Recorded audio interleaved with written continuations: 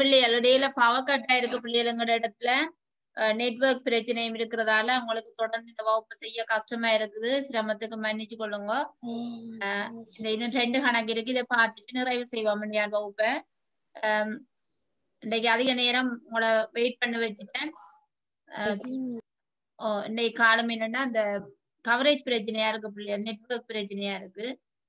Right, பார்த்துக்கொள்ளுங்க அப்படியே. தரமைந்து மாணவர்கள் விரும்பும் விளையாட்டு தொடர்பான வரைவு அருகே தரப்பட்டுள்ளது. அதன்படி சரியாக கூறப்படும் வாக்கியத்தை தெரிக. சரிதானே? இது ஒரு பாடசாலையில தரமைந்து மாணவர்கள் விரும்புற விளையாட்டு ஒரு இந்த வட்ட வடிவில உங்களுக்கு தரப்பட்டிருக்கு.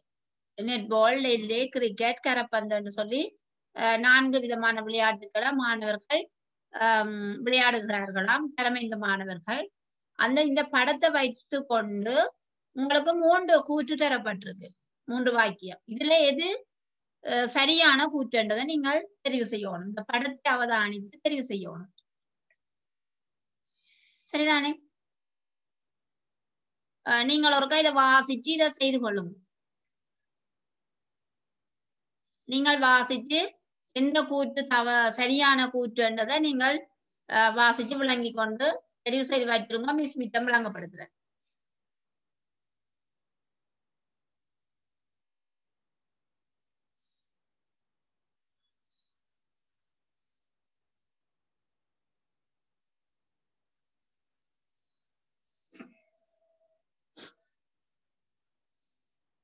சரி பிள்ளையர் பாப்பம். தரமைந்து மாணவரும் விளையாட்டுங்க 4 விளையாட்டு காட்டப்பட்டிருக்கு.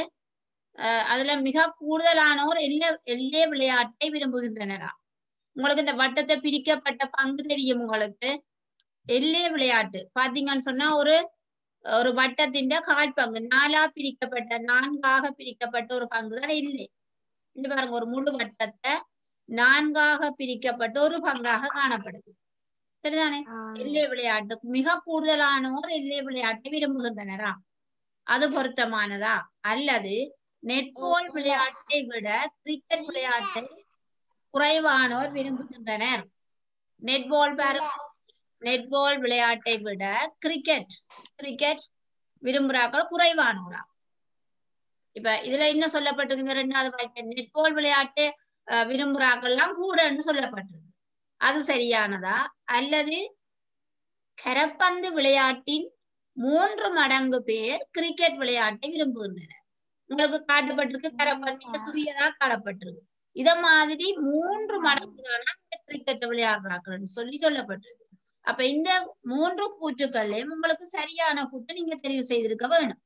பாருங்க, மிக கூடுதலானோர் எல்லை விளையாட்டை விரும்புகின்றனர். சரியோ? எல்லை விளையாட்டை விரும்புறார்கள் மிக கூடுதலானோர்னு சொல்லப்பட்டிருக்கு.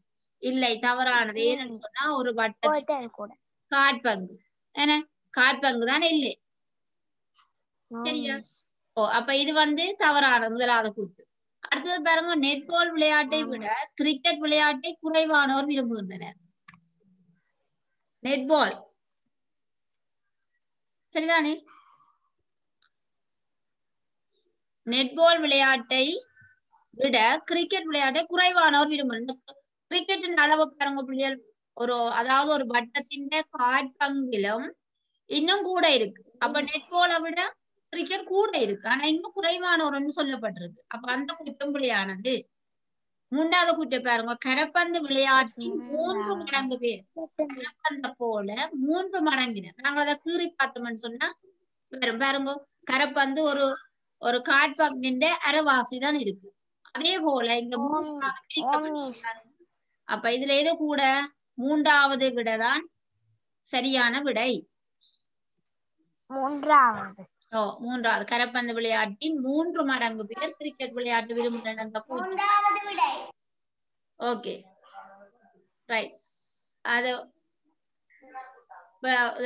திரும்ப நீங்க ஒரு முறை வட்டத்தின் வடிவத்துல போட்டு நீங்க பார்த்துக்கொள்ளலாம். அது கீறி பார்க்கலாம். ஒரு வட்டத்தை நாங்கள் பிரித்து கூடுதலான பங்கு கண்டுபிடிக்க முடியும். ரைட், அடுத்த வினாவுக்கு போவோம். என்ன பிள்ளைகள்? ரைட், கண்ணனுக்கு 2 வருடங்களாக, அதாவது கண்ணனுக்குரிய வயது 2 வருடங்களாக இருந்த போது கண்ணனின் சகோதரனின் வயது.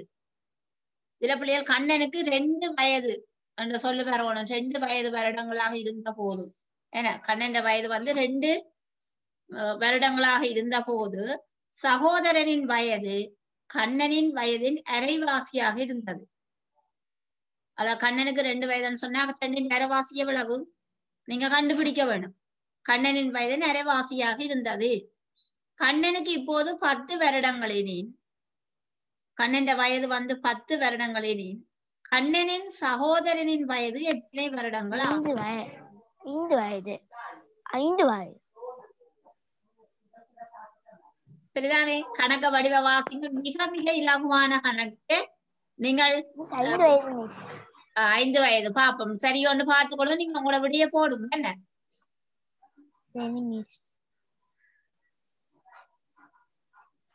நீங்க உங்களோட விடியல நீங்க எடுத்து வச்சிருங்க. விளங்கப்படுத்திக்க நீங்க செய்தது சரியொன்னு பார்க்கலாம். அவசரப்படுறீங்க, கொஞ்சம் மாறுதலா இந்த கேள்வியை வாசிங்க.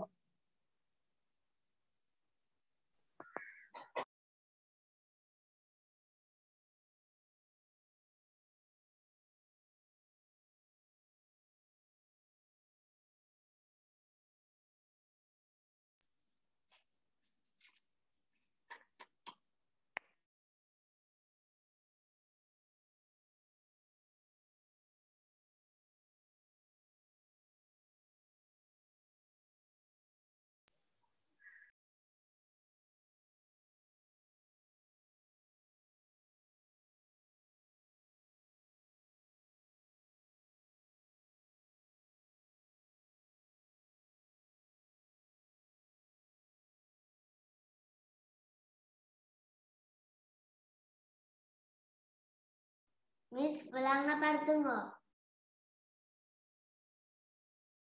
ஓம்பளையில் பாப்போம். கண்ணனுக்கு 2 வயது. என்ன இதுல வயது என்று சொல்லி உங்களுக்கு டைப் பண்ணப்படையில 2 வயது வருடங்களாக இருந்த போது, இப்ப கண்ணனுக்கு 2 வயதா? சரிதானே? 2 வயதாக இருந்த போது கண்ணனின் சகோதரன் வயது கண்ணனின் வயது நிறைவாசி. பாப்போம். கண்ணனின் வயது 2. சரியா? சகோதரனின் வயது அதுல அரப்பங்கன்னு எல்லாம் சொல்லி இருக்கு.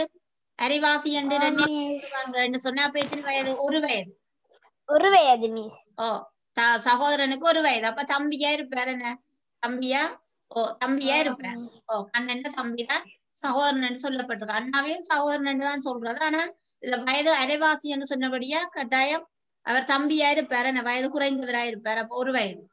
நாங்கள் இதுல பார்க்க வேண்டியது 2 பேருக்கும் இடையிலான வயது வித்தியாசம் எத்தனை? 1. அப்ப இவருக்கு 10 வயதாக இருக்க, கண்ணனுக்கு 10 வயதாக இருக்க, சகோதரனுக்கு எத்தனை வயதாக இருக்கும்?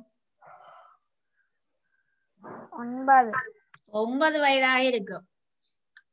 2 பிள்ளையெல்லாம் சரியா விடை அளித்திருக்கிறோம். மற்ற எல்லாரும் அறிவரசி, லக்ஸா, சரியா? 2 பிள்ளைய சரியா விடை அளிச்சிருக்கிறான். மற்றவங்களை என்ன செய்திருக்கிறீங்கன்னு சொன்னா நீங்க கேள்விய வடிவா விளங்கி கொள்ள. அரைவாசி இப்ப 2 அரைவாசி பிள்ளைகள் ஒன்றா இருந்தாலும் நீங்கள் என்ன பார்த்திருக்கிறீங்க? 10 அரைவாசிய பார்த்திருக்கிறீங்க. அப்படியே பார்க்கிறது 2 அண்ணாக்கு 2 வயது என்று சொன்னா தம்பிக்கும் அவரை விட 1 வயதுதான் குறைய இருக்கு. அப்ப அண்ணாக்கு 3 வயதா இருக்கீங்க, தம்பிக்கு எத்தனை வயதா இருக்கும்? தம்பிக்கு 2 வயதா இருக்கும். 2 வயது. அப்படியே நாங்க பாத்துட்டு அண்ணாக்கு 1 வயது கூடைக்குள்ள தம்பிக்கும் 1 வயது கூடுந்தானே. அண்ணாக்கு 10 வயது கூடைக்கு தம்பிக்கு அவரை விட 1 வயது தானே குறைவா இருக்கும். வித்தியாசம் 1 போட்டு காட்டப்பட்டிருக்கല്ലോ இங்க. என்ன நாங்கள் வித்தியாசத்தை எல்லாம் பார்க்கணும். நீங்க 2 அரைவாசி 1 முடிய 10 அரைவாசி 5 போட்டுருக்கீங்க கணவர் விட. கொஞ்சம் யோசிக்கல நீங்க. சரியா? வித்தியாசம் இந்த வயது கணக்கு விரைக்கப்படியா நீங்க கவனிக்க வேண்டியது வித்தியாசம். சரிதானே? சிவகலை முதல் 7க்கு 5 போட்டிருந்தவா, 7வது வினாவுக்கு 5 வயது போட்டிருந்தவா, அப்புறம் 9 விளங்கி கொண்டுட்டா போல. ஓகே. மெட்ட பிள்ளைகள் 5 வயதுன்னு தான் போட்டிருக்கிறீங்க. மிக இலகுவான ஒரு கணக்கு இது. அப்ப நீங்கள் என்ன இதுல விளங்குது? உங்களுக்கு இந்த கணக்கு வடிவா தெரியும், செய்வீங்க, கட்டிக்கார பிள்ளைகள். ஆனா நீங்க என்ன செய்திருக்கிறீங்க? கொஞ்சம் அவசரப்பட்டுட்டீங்க, கணக்க வடிவா வாசிக்க இல்ல. சரியல்லோ? சரி பிள்ளைகள். இப்ப நான் கடந்த வகுப்புலயும் கைநூல்ல உள்ள ஒரு அந்த பாடல்களும் பாடியோரும் தந்திருந்தேன். அதே போல அதோட சேர்த்து இதே நீங்கள் எழுதி கொண்டு படியுங்கோ. உங்களுக்கு பகுதி 1 பகுதி 2 வினாக்கள், பகுதி 2ல உள்ள வினாக்களுக்கு விடையளிக்கிறதுக்கு இது முக்கியமான ஒன்று. உங்களோட பாடல்களை திறமை இந்த கைநூலில் இருக்கு. பாடல்களை பாடியோரும் பாடல்களும் அவற்றை பாடியோர் பெயரும் இருக்கு. சரியா? எழுதி வச்சுக் கொள்ளுங்க. இதோட இதை எழுதின உடனே இந்த வகுப்பை நிறைவு செய்து கொள்ளுவோம். மீண்டும் நாங்கள் அடுத்த வகுப்புல சந்திப்போம். ஓகேயா?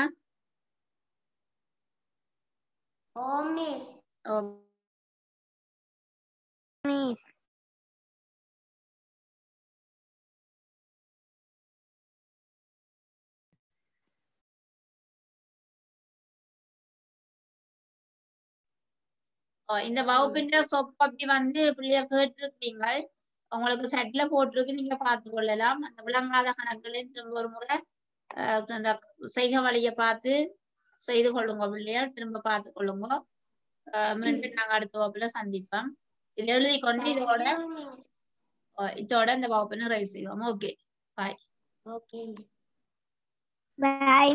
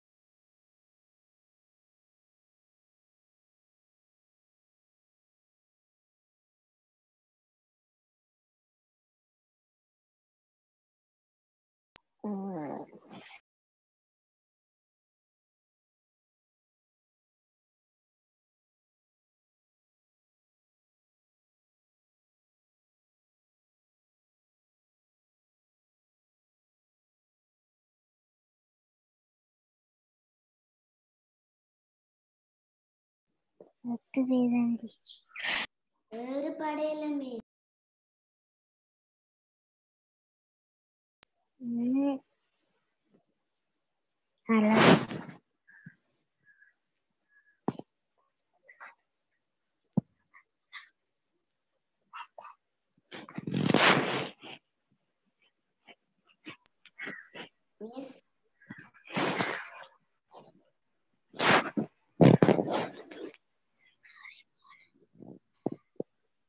நீங்க சட்டில பார்த்து கொள்ளுங்க, உங்களுக்கு சட்டில வரும்.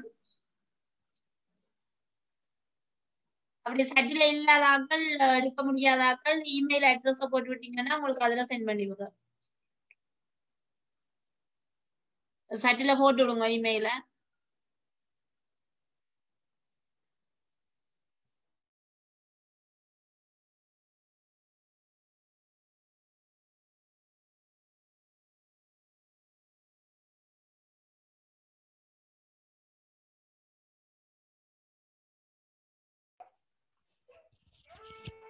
டீச்சர்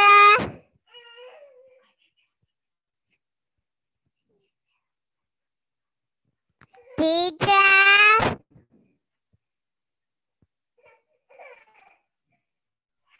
ஓம் சொல்லுங்க சொல்லுங்க. என்னண்டு டீச்சர் அந்த சட்டை எடுக்கிற கம்ப்யூட்டரா போனா லேப்பா போனா என்னண்டு அந்த சட்டை எடுக்கிறது இல்லையா உங்களுக்கு லேப்ல நீங்க சூம் பாக்குறீங்களோ போன்ல சூம் பாக்குறீங்களோ? கம்ப்யூட்டர்ல அதுக்குள்ள பாருங்க சட்டுன்னு இதுக்குள்ள இந்த மோர்ன்னு சொல்லி ஒரு ஆப்ஷன் இருக்கும், அதுக்குள்ள போய் பாருங்க. முதலாவதா இருக்கு சட்டண்டு. ஓ அதை ஓபன் பண்ணுங்க. இன்னும் அனுப்பி கொடுத்துட்டேன் டீச்சர். அதுல டைப் பண்ணிட்டு போடுங்க.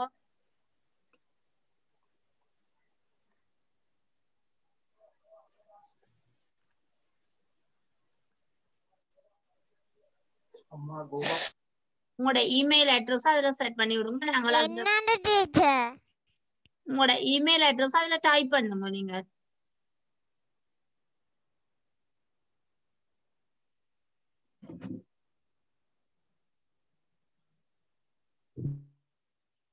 டைப் பண்ணு.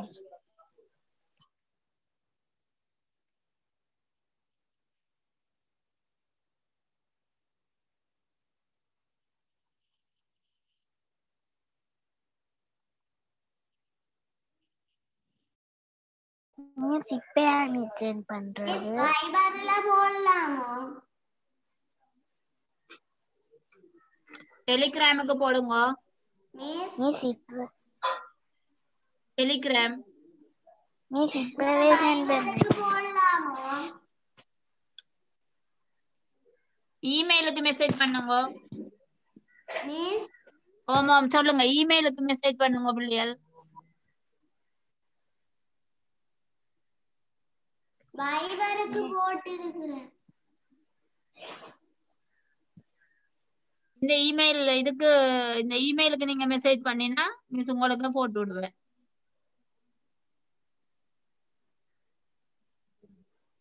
மிஸ் இப்ப வருமா மிஸ்?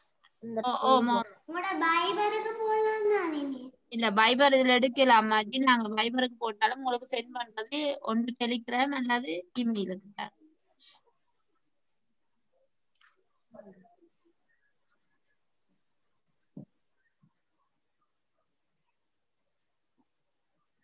அப்படின்னா நாங்க